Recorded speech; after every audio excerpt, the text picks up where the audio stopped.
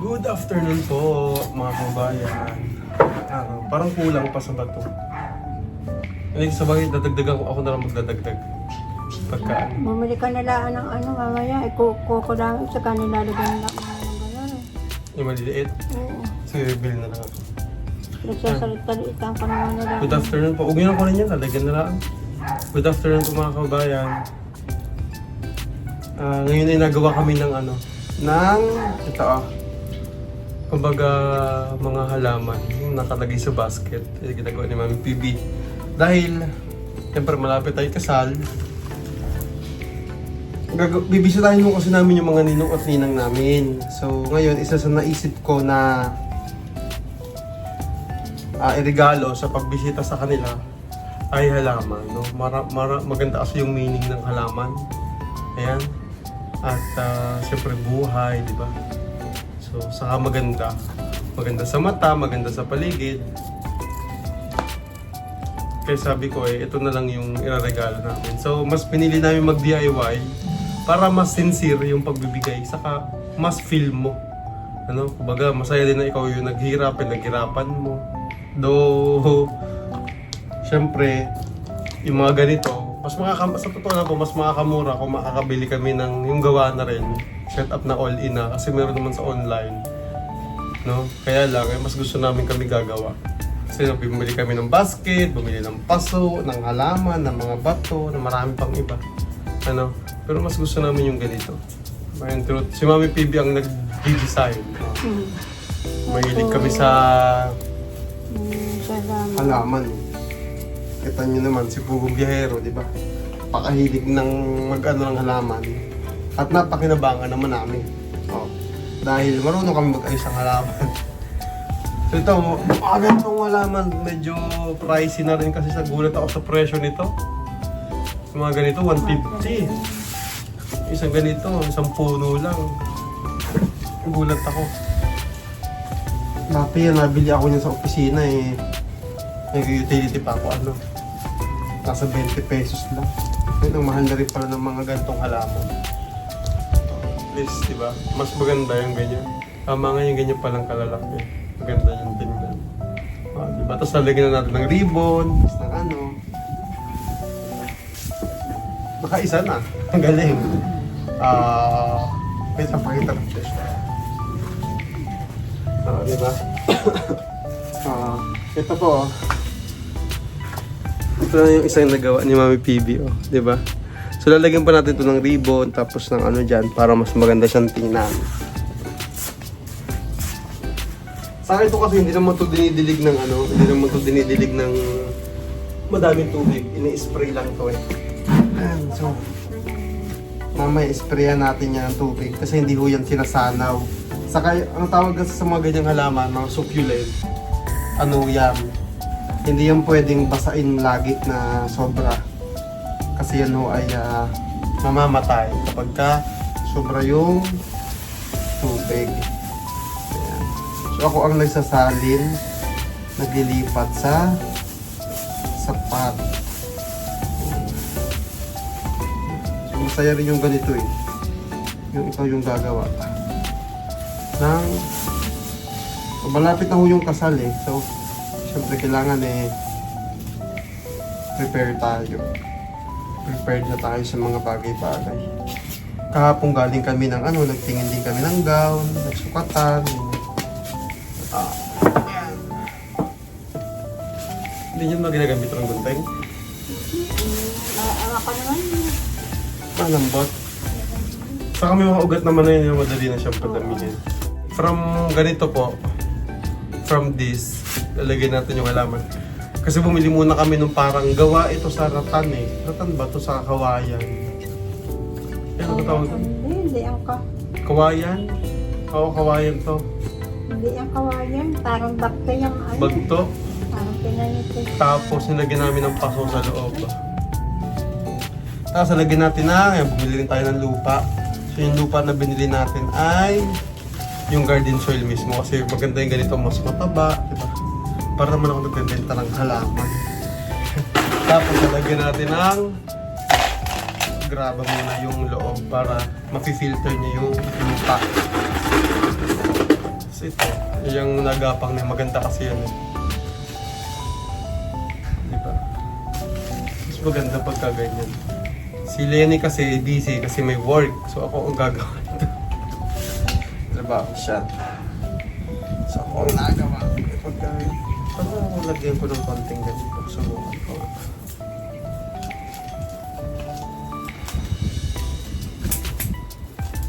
Lagyan natin ng konting arte. Maganda yung ganito. Buti nga ho, gumaganda na ngayon ang panahon. Ano? Mainit na. No? Kailangan ho sa Cebu, may mga parang may mga paggalindol pa din. Ano? Tapos na naman sa ano, yung lugar na naroon. Ayun. So may ugat siya. Pwede ko palang lagyan ng ano. Okay. Palagyan ko. So ibibigay namin to sa mga... Yung ibang mga ninong at tinang kasi namin nasa malalayong lugar. Ano ay sabi naman nila kahit hindi napuntahan. So yung malalapit ho dito ay pupuntahan namin. So tatanggalin lang natin yung ano. Yung mga tuyong halaman.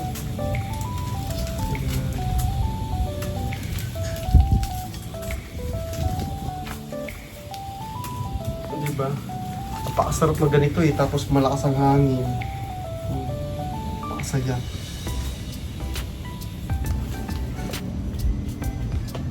Sila Pugong Biyahero ngayon nasa ano na. Nasa Cebu pa din. At nakakatuwa, ang dami yung tumulong. Nag-post kasi Pugong Biyahero eh kung sino daw ang mayroong H100. Kasi kailangan nila yung mga close band. Kasi inabot sila ng ulan. So siguro naisip nila na mas maganda kasi elf po eh. Truck yung ginamit nila na lagay ng mga relief goods. Siguro na-realize nila na mas maganda nga yung close band kasi nga sige ang ulan. No, kakaawa yung mga kababayan natin sa Cebu. Nakakatuwa dahil marami naman yung tumulong. No, marami ring mga vlogger ang nandoon na tumulong kay Pugong Biyahero at iba pa. Ano? Yung buong PBT nandoon. Asawa ni Alvin, nagkasugat din. Naapektuhan din. Na ano, nakapananda ng aparador. Nakapabagsakan? Na nakakalit na pinipigil yun. Siguro. Pipigil matumba. Pero doon kasi kami kakilala ng doon eh. Doon nakatira. Pero na meeting na nga din siya. Ano daw ginagawa nila Alvin na gabi. Bitas natin sa lakas ng ano. Nakakaawa yung mga kabahay natin doon eh. Ano? At least makakabangon na sila. Paunti-unti makakabangon din sila. Tama na po. Describe ko nga. Sabi, sinasabi ko rin pag-rosara. Kasi yung naging dindol talaga. Nasa pa din ganun doon di umalago na. Yun yung tinutusok nyo. Oo. Para medyo nakaangas. Maganda. May pang-spray ba tayo dyan? Wala. Wala.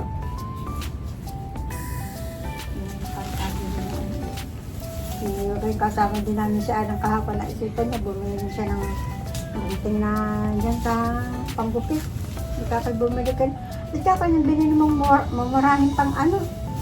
Para ba 75 ka o 95. Yan, hindi na ika-ere na at na ang malamdas na ika yung kanyang kawayan. Ay naku, Rob, ipapagpakikita niya kay Jeffrey. At pag nagumamit ka naman, wala. Si Jeffrey ho. Pumasok na naman. Si Jeffrey kasi tinuturo namin. Si Jeffrey kasi pag nakahawak ng gamit, nawawala na yung gamit. Hindi nyo na alam kung saan yun nilalagay. Pagkabata. Kaya nga nung gunting na ginagamit ni Alan, Nawala na. hindi O, na. si- Kagano ni Nana, pati ba na kung saan nila nga nila, di yung puro kalawang na. Si Jeffrey kasi makakalimutin ho si Jeffrey. Talagang kailangan pang i-guide. No, laging ginagayad si Jeffrey dito. Yan. Makakalimutin. Si Jeffrey naman ho ay okay naman at napasok. Ano, nag-aaral ho si Jeffrey. So napasok na siya. Kanina nagmamadali at may quiz daw. may recitation. So siguro natambay muna siya doon sa library nila.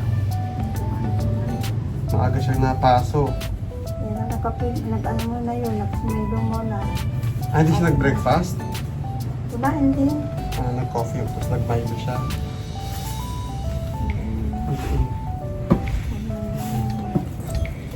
Si Jeffrey. Talagang medyo hindi pa rin siya nakaka-adjust pagdating sa ano eh. Pero sa pag-commute, marunong naman ako si Jeffrey. Nga lang, medyo may mga kailangan pa talaga siyang aralin, no? Yung pag lalaban niya ng damit, di ba? Yung time management niya, yung sa bahay. Kasi tinuturuan namin siya na linisin yung tinutuluyan niya, no? Kailangan i-remind mo siya na, oh Jeff, madumi na yung loob ng bahay, na tinutuluyan mo, yung kwarto mo, madumi na. So, kailangan araw-araw gaganunin mo siya para ma-remind siya. Kasi kung kaya naming linisin yon, kaya lang, syempre, tinuturo namin sa kanya na linisin niya yon kasi kwarto niya yon, di ba? Para matutunan niya po yun at para din sa kanya po yun. Kasi siya rin naman nagsabi dati sa Davao nung ando doon siya. Pagkahubad niya ng damit, isasampay niya lang yun, tapos kinabukasan kukunin niya na ulit. Kaya hindi rin siya marunong maglaba. Okay, dito tinutulungan natin siya, di ba? Nag-adjust, magkaroon ng ano. Sa commute, okay naman, nakaka-uwi naman siya, nakakapasok. At yun nga lang, lahat kasi ng sports na sinasalihan niya, kaya lang medyo pinagbawalan muna namin kasi pag inuubo siya, bawal pa ho rin sa kanya kasi yung sobrang mapagod sa mga ganong activities. Kaya sabi namin, hinay-hinay lang. Kinausap ko rin si Pugong Biyahero, sabi ko, hinay-hinay muna siya sa mga extracurricular niya, yung mga sports, lalo sa basketball, kasi syempre sa basketball ho, kailangan din parang minsan talagang gamit yung ng katawan mo, nakakatakot minsan dahil nagkasakit nga si Jeffrey, so mamaya mabigla ho yung kanyang katawan, kaya pinagbawalan muna namin. And so everyday nire-remind natin si Jeffrey sa mga ganung bagay kasi nakakalimutan niya po, always niya nakakalimutan yung mga advices.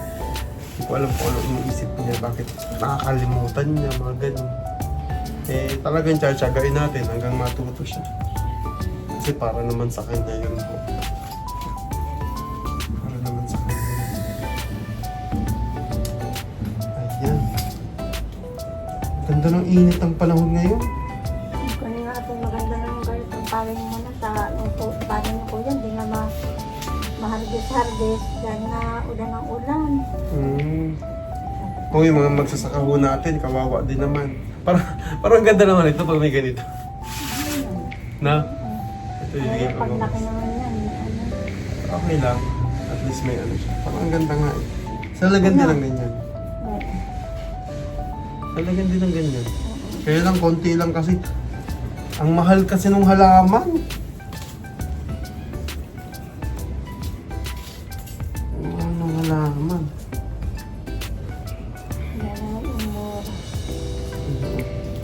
Mahal na.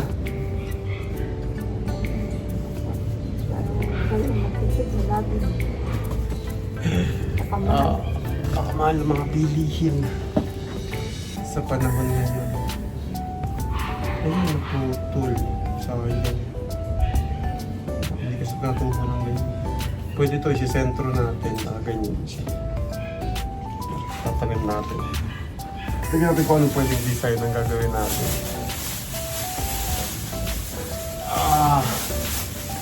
Ito na po yung natapos nating gawin. Ayan o. Paganda na. Diba? So yung mga pangregalo. Ito hindi mo namin nilagyan ng ribbon kasi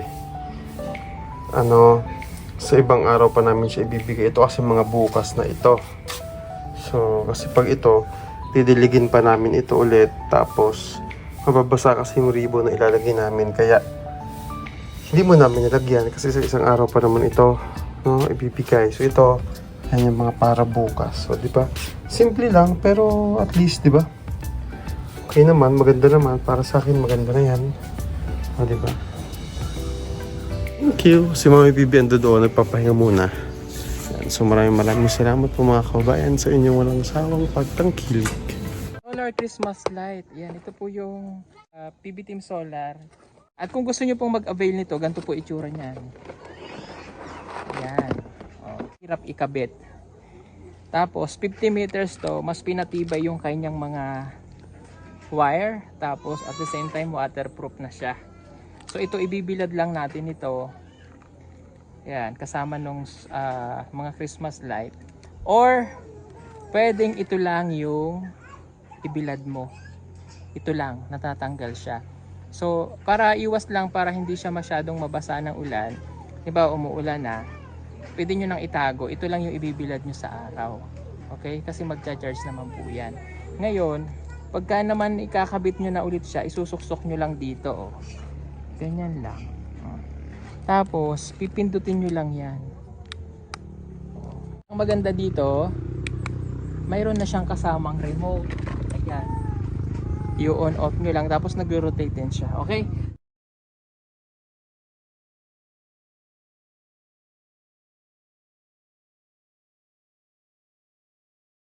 Oh, ang maganda lang talaga dito mga kababayan, may ganito siya. So halimbawa tapos na yung Christmas, tatanggalin nyo na ulit. Ito lang gagamitin nyo, itatago nyo ito dahil dito nyo siya iikot.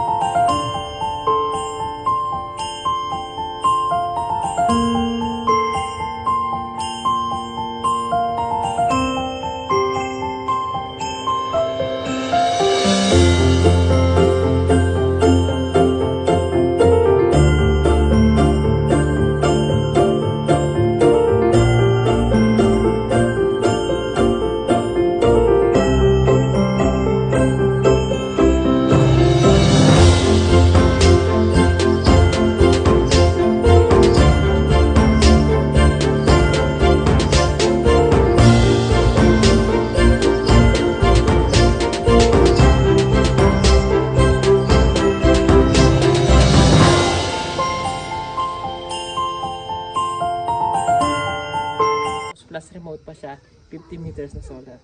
Pag pinindot ko siya, oh deep ka. Ang ganda no? Gamit yung remote, makokontrol nyo na po yung pag ilaw-ilaw niya. Halimbawa, gusto nyong baguhin, i-reset nyo lang. Oh. Pwede nyo pindutin yung number 1, number 2, 3. Pasko na, magandang mag-design tayo ngayon ng solar, nakasave na sa kuryente, safe pa siyang gamitin, waterproof, at pwede rin pong pang camping. Kung kayo po ay, halimbawa, mahilig kayong mag-akit sa bundok o mag-beach, gumagamit kayo ng mga tent, gusto nyo may decoration habang kayo natutulog sa gabi, ayan, tingnan yung ginawa namin. Oh. Kumukuti-kutitap ang gabi. Solar Christmas light. Yan, ito po yung PB Team Solar. At kung gusto nyo pong mag-avail nito, ganito po itsura niyan. Yan. Oh, hirap ikabit. Tapos 50 meters to, mas pinatibay yung kanyang mga wire. Tapos at the same time waterproof na siya. So ito ibibilad lang natin ito. Yan, kasama nung mga Christmas light. Or pwedeng ito lang yung ibilad mo. Ito lang, natatanggal siya. So, para iwas lang, para hindi siya masyadong mabasa ng ulan, diba umuulan na, pwede nyo nang itago. Ito lang yung ibibilad nyo sa araw. Okay? Kasi magcha-charge naman po yan. Ngayon, pagka naman ikakabit nyo na ulit siya, isusuksok nyo lang dito. Oh. Ganyan lang. Oh. Tapos, pipindutin nyo lang yan. Oh. Ang maganda dito, mayroon na siyang kasamang remote. Ayan. I-on off nyo lang, tapos nag-rotate din siya. Okay?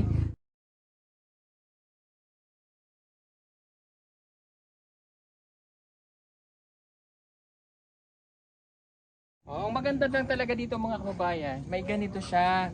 So halimbawa tapos na yung Christmas, tatanggalin nyo na ulit. Ito lang gagamitin nyo, itatago nyo ito dahil dito nyo siya iikot.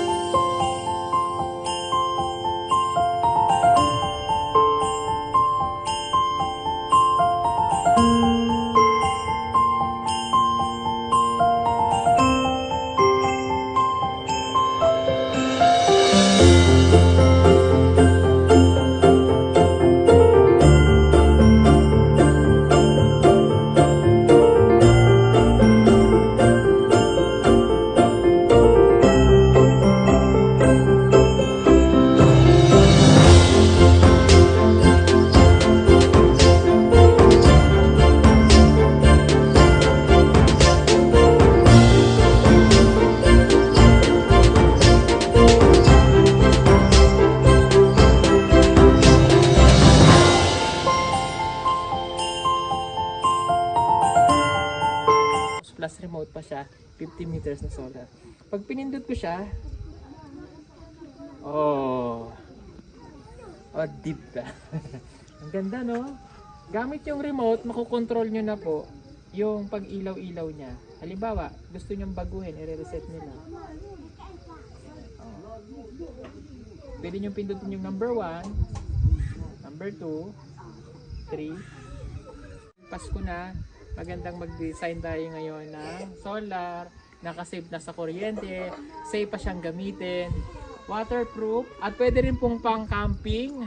Kung kayo po ay, halimbawa, mahilig kayong mag-akit sa bundok o mag-beach, gumagamit kayo ng mga tent, gusto nyo may decoration habang kayo natutulog sa gabi, ayan o, tingnan nyo yung ginawa namin. Oh, kumukuti-kuti tap ang gabi.